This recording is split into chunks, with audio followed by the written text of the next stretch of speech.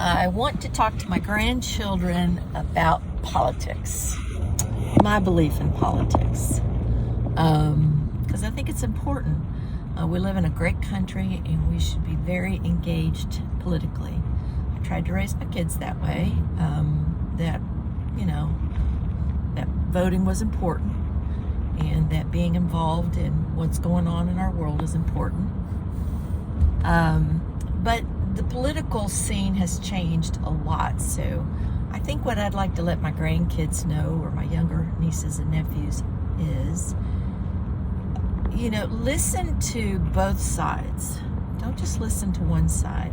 I try not to ever listen to the media that's biased, because it's biased. You're not going to hear the other side. And both sides make good choices. Both sides make bad choices. So I try to listen to somebody who lets me hear both sides so that I can make up my own mind. I don't want to listen to just one side and miss out totally on what the other side has, because I think they're both wrong, and I think they're both right. So that would be something I would want to pass along. Also, the other thing is, politics is important, but it's not more important than your family.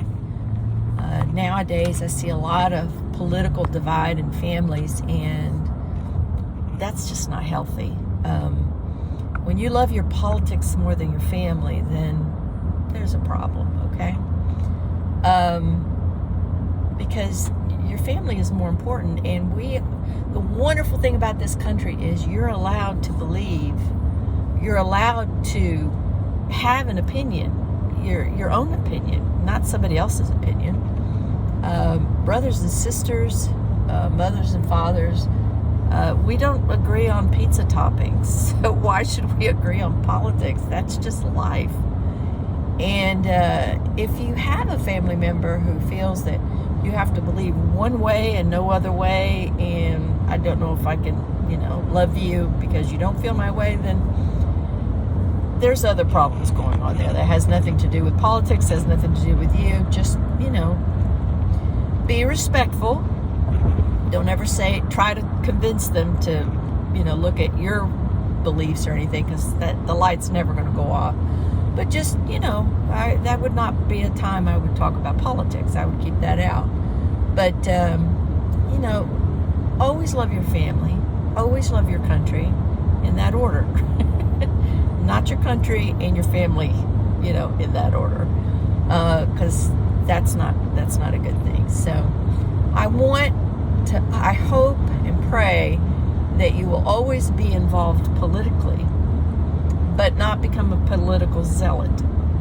It's like being a Christian and not being a Christian zealot, Nobody wants to be around a zealot. We all want to have our own mind. So what do you think, Pop-Up? You have any opinions? Yeah, I do have an opinion. And I think, when you put politics before God and your family, you really get your brain backwards. You're not seeing the real picture. Politics has always been topsy-turvy since the beginning of America. So there's so much going on. If you pay too much attention to it, you get wrapped up in things you shouldn't be. My opinion on it is focus on things that lift up. If something's being said that's not healthy for your family or your loved ones, don't repeat it, and don't even think about it. Don't give it a place in your head. It's just my thoughts on it. I like that. Don't give it oxygen, I always say. Life is too short, and we are so blessed to live in such a beautiful country. And, we travel to different countries, and anybody who has traveled to other countries realizes just how great our country is. It's wonderful. I love to go to Europe. I grew up there for the first decade of my life, just about, but I still love our country. I love it over there for totally different reasons. But yeah, it's important to love your family, like Pop-Up said, love God, love your family, love your country.